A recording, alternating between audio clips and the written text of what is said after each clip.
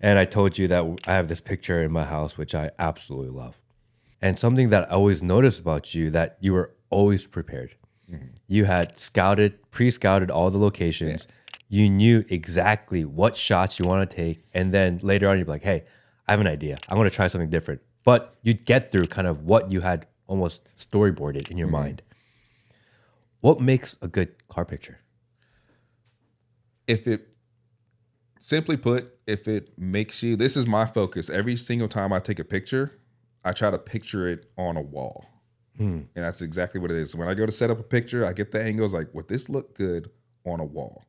Like, would it look good printed out? So every time I take a picture, every time I send you a picture, I picture in my mind, would he want that on the wall? And obviously put one on a wall. So I did something right. But that's the way I always look at it. I always try to focus more on the car, not as much as the background. I do pick specific parts and streets and stuff depending on the car. You know, try to like a Lamborghini, for example. I try to pick like city buildings because it's kind of like that elegant part.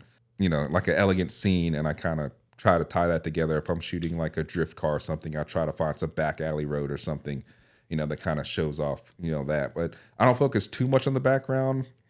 I focus more on the car, but I do want something in the background that kind of lets you know where you're at.